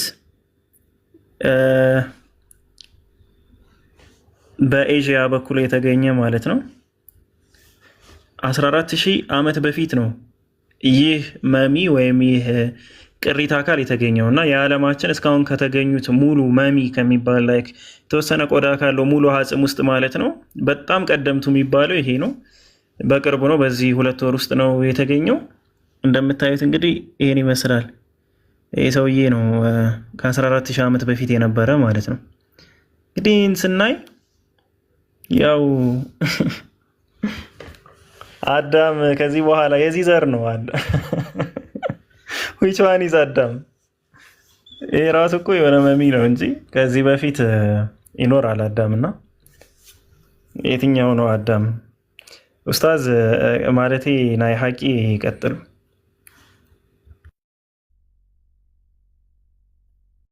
ኡስታዝ አዳም ኢንሻአላህ እኔ والله እውነት ነው የምነግራችሁ። ይሄ በቲክቶክ አንድ ሰው ራሱ ኡስታዝ አይደለሁም ብሎ ከሰዎችን ካሳወቀ ያለ ቦታው መጥራት የለብንም ኢንሻአላህ፣ ወደ ቁሩር ይወስዳል። እና አሁን ይሄ ነቢያችን ሰለላሁ ዐለይሂ ወሰለም ንግግር አንድ ደስ የሚለው ቁርአን እና ሐዲስ አንድ ላይ ሆነው ስለ የመጀመሪያ ሙስሊም የሚመልሱበት ብዙ ቦታ አለ። መጀመሪያ ሱረቱል አሕዛብ ላይ አላህ ሱብሓነሁ ወተዓላ ስለ ነቢያችን ዐለይሂ ሰላቱ ወሰላም ማ ካነ ሙሐመዱን አባ አሐድ ሚን ሪጃሊኩም ወላኪን ረሱለላህ ካለ በኋላ ወኻተመ ነቢይን ይላል። የነቢያቶች መጨረሻ መደምደሚያ ነው ካለ በኋላ ሰሒሕ አልቡኻሪ ሐዲስ ወይ ደግሞ ሌላ ሐዲስም አለ። ረሱል ዐለይሂ ሰላቱ ወሰላም ምን ይላሉ? አልአንቢያ ያኒ ስለ አንቢያ ስለ ነቢያቶች ሲነግሩን እኛ ነቢያቶች እናቶቻችን ቢለያዩም ዲናችን አንድ ነው ይላል። ሁላችን ዲናችን አንድ ነው ነቢያቶች ይላሉ። ሱብሃንአላህ።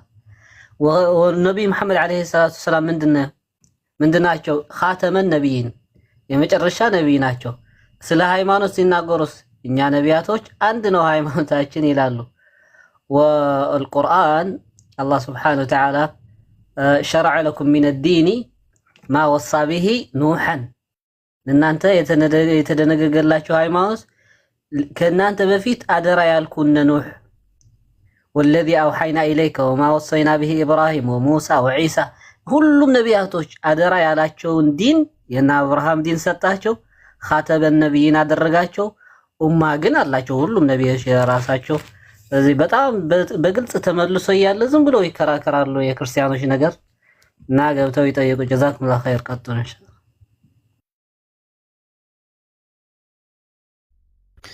ጀዛኩሙላሁ ኸይረን። ናይ ሐቂ ክርስቲያኖች ካላችሁ ሪኩዌስት ላኩ። መሰረት አለ ወይ አለሽ? መሰረት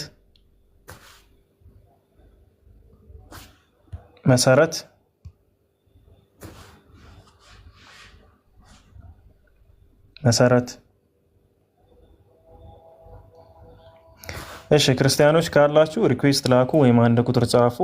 የንጽጽር ጥያቄ ያላችሁም ሙስሊሞች ካላችሁ ልክ እንደዚሁ ማለት ነው አንድ ቁጥር ጻፉ። የንጽጽር ጥያቄ ብቻ ፈትዋ ያው ፍትሃት የሚፈጽሙት ሰዎች ሲመጡ ፈትዋ ትጠይቃላችሁ። ለእኛ ፈትዋ ምጥ ነው የሚሆነው። ጥያቄ እንጠይቃለን፣ እስኪ ስለ ክርስትና እንጠይቃለን እስከሚመጡ። እግዚአብሔር መንፈስ ቅዱስ የሰው ልጆች እንዲድኑ አንደኛ ልጁን አሳልፎ ሰጥተዋል ወይስ አልሰጠም? በሰው ልጆች ድህነት የፈጸመው ተራው ምንድነው በክርስትና? እስኪ መልሱልን እናንተ እስከሚመጡ ድረስ። እግዚአብሔር መንፈስ ቅዱስ ይሄ አብ ልጁን አሳልፎ ሰጥተዋል እየተባለ ነው። ልጅ ደግሞ ተሰጥቶ ተገደለ ከሞተ እግዚአብሔር መንፈስ ቅዱስ የሰው ልጆች እንዲድኑ ማንን ነው አሳልፎ የሰጠው? ወይስ የሰራው ስራ የለም በዚህ ጉዳይ? ምንድነው ማንን ነው አሳልፎ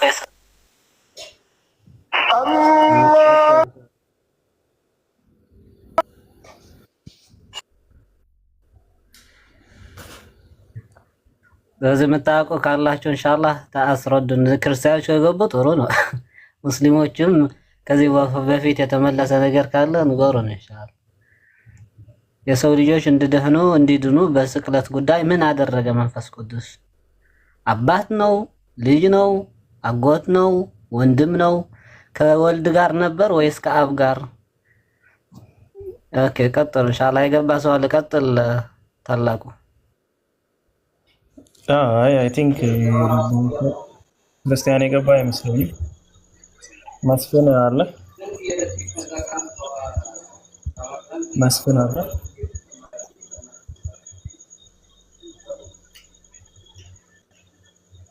መስፍን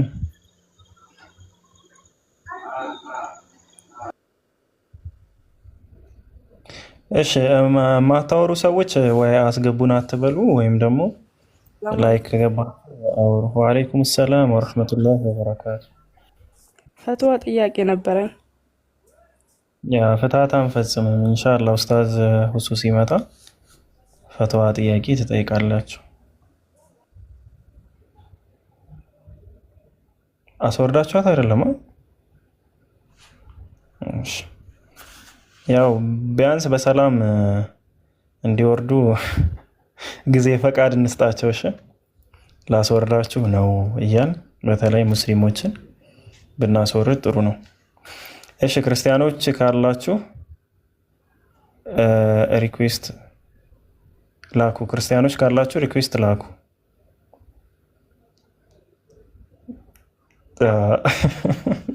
እሺ ዜሮ ሁሱ ሲመለስ ኢንሻአላህ ትገቢያለሽ፣ ጥያቄ ታቀርቢያለሽ።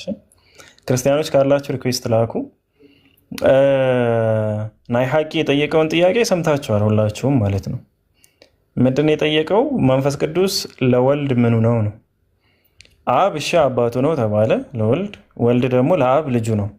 መንፈስ ቅዱስ ምንድን ነው? ከነዚህ መካከል ላይክ ምኑ ነው ለወልድ? መንፈስ ቅዱስ ምኑ ነው? ይህን ጥያቄ ብትመልሱ እና መንፈስ ቅዱስ ለሰዎች መዳን ማንን የላከ? ራሱን የመጣ የሆነ አካልን የላከ? ምን አስተዋጽኦ ያደረገ ነው? ወይስ ላይክ ታዛቢ ነገር ነው የነበረ? አጎቱ እሺ መሰረት አለሽ ወይ? አለ? አዎ ሰላም ነው አለን። ሰላም ነው። እንዴት ነሽ? እኔ ጥያቄ ነበረኝ። ቅድም የሆነች ልጅ ባነሳቸው አንተ በመለስክላት ጥያቄ ነበረኝ። ከየት ቤተ እምነት ነሽ? እኔ ሙስሊም ነኝ። ሰላም አለይኩም። ግን ለሱ መለስክላት ነገር ስላልገባኝ ነው። እሺ ሰላም አለይኩም። ወአለይኩም ሰላም። ሰላምታ ልመጅሽ። ጥያቄሽ ምንድን ነው? የሆነች ልጅ ቅድም ትግራይ የምትባል ልጅ የነብዩ መሐመድ እናት ምን ነበረው እስልምናቸው ሃይማኖታቸው ስትልክ ሞተዋል ምናምን ብለክ ነው የነገርካት።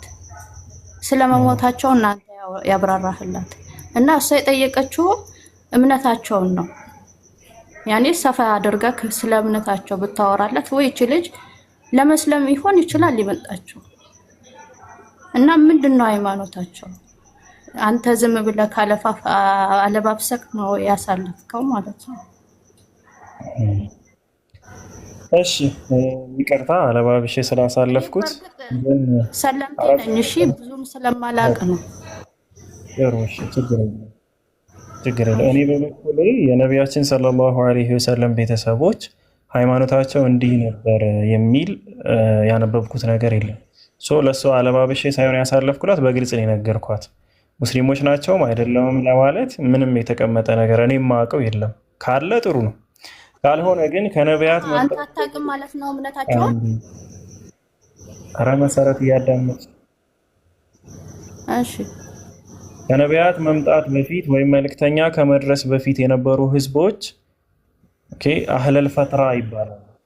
አህለል ፈትራ ማለት በነቢያት መካከል ያሉ ህዝቦች ናቸው። ነቢይ እነሱ ጋር መልእክት ያልደረሳቸው በነቢያት መካከል ያሉ ህዝቦች አህለል ፈትራ ይባላሉ።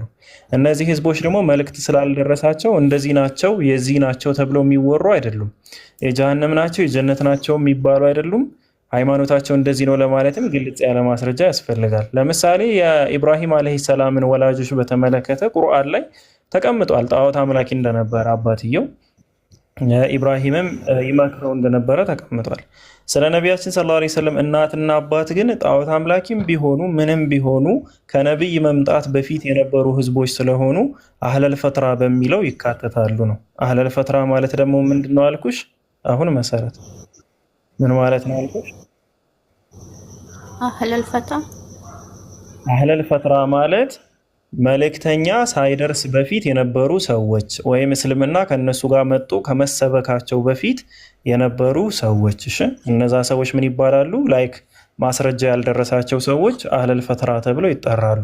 የነቢያችን ሰለላሁ ዐለይሂ ወሰለም ቤተሰቦችን በተመለከተ ከነቢያችን ነብይነት በፊት የሞቱ ስለሆኑ ወይ አህለል ፈትራ ነው የሚባሉት፣ ማለትም መልእክት ያልደረሳቸው ሰዎች ጣዖት አምላኪ እንኳ ቢሆኑ የዚህ ናቸው ተብለው የሚወሰኑ አይደሉም ነው። ለምን መልእክት ይድረሳቸው አይድረሳቸው የተቀመጠ ነገር የለም። ግን የጀነትም ቢሆኑ የጀሃነምም ቢሆኑ ከኛም ላይ ከነብያችንም ላይ የሚጨምረውም የሚቀንሰውም ነገር የለም።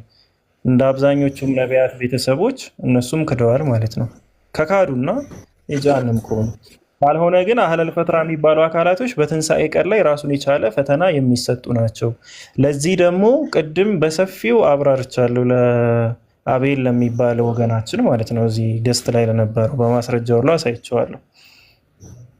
አሁን እሺ የነብዩ መሐመድ እምነት ደግሞ ከመወለዳቸው በፊት ነብይ እስከሚሆኑ ድረስ ሙስሊም እስላም ነበሩ። ከዛ ደግሞ ከመወለዳቸው በፊት ማለት ምን ማለት ነው? ከመወለዳቸው በፊት ነብይ እስከሚሆኑ ድረስ የነበራቸው እስልምናና ከሆኑ በኋላ የነበራቸው እስልምና አንድ አይደለም ብለሃል። ምን አልሽኝ? እሱ ኢስላም ሲባል አለ ኢስላሙ ከውንይ የሚባል አለ፣ ሸርዒ አለ። ከውንይ ማለት ሁሉም ሰው አሁን ማንኛውም ሰው ሲወለድ ሙስሊም ነው የምንለው ያ ምን ይባላል? ፊጥራ ይባላል። በምዕራፍ 30 ቁጥር 30 ላይ ልክ እንደዛ አላህ ሰዎችን የፈጠረባትን ሃይማኖት ያዟት ብሎ ነው ያስቀመጠው። ያቺ ሃይማኖት ያ ሃይማኖት ወይም ያ እስልምና ሸሪዓ የለውም፣ ቁርአን የለውም፣ ሐዲስ የለውም። ያ ቁርአን ሐዲስ ሸሪዓ አድርግ አታድርግ፣ 5 ጊዜ መስገድ፣ ጾም፣ ረመዳን ምናምን እነዚህ የሚባሉ ነገሮች የሉትም። ያ አልኢስላሙ ከውንይ ይባላል። ሰው በተፈጥሮ የሚያገኘው እስልምና ማለት ነው። ሁሉም ሰው ሲወለድ ሙስሊም ነው ስንል 5 ወቅት ሶላት ይሰግዳል፣ ረመዳን ይጾማል እያልን ሳይሆን አላህ ሱብሓነሁ ወተዓላ በፊጥራ ላይ እንዲወለድ አድርጎታል። አምላክን የማወቅ ባህሪ አለን። አንድ ሁለተኛ ክፉና ደጉን መለየት እንችላለን። በሱራ 91 ቁጥር 7 ላይ ወነፍሲ ወማ ሰዋሃ ሲል በነፍስም ባስተካከላትም ሲል ክፉና ደጉን የምታውቅ ነፍስ ተደርጋ ነው የተፈጠር ነው ማለት ነው። ስንወለድ ደግሞ ሱረቱል በቀራ 97 ላይ እንዳለው አይ ቲንክ 97 ነው። አላህ Subhanahu Wa Ta'ala በተፈጥሮ መንክር ወይም በተፈጥሮ ጥምቀት ላይ ያም ኢስላም ይባላል በዛ ላይ እንድንወለድ አድርጎናል ነው።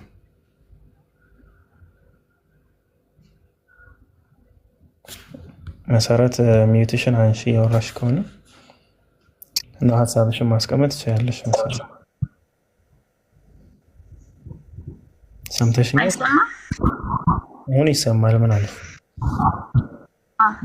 ይሄ የሁለት ሃይማኖት ለምሳሌ አሁን ለነብይ ብቻ ነው ወይስ ለሰው ልጆችም ነው? እንደዚህ ነው ማንኛውም ሰው ነው። ሁሉም ሰው ሲወለድ ሁለት ሃይማኖት አይደለም። አንድ በግዛቱ ነቢያት የሚላኩለት መልእክት የሚላኩበት ሃይማኖት አለ። ያ ምን ይባላል? ሸሪዓዊ የሆነ ማለት ነው። አንድ ህፃን ልጅ ሸሪዓን ከማወቁ በፊት አላህ Subhanahu Wa Ta'ala ሙስሊም አድርጎ ነው የሚፈጥረው።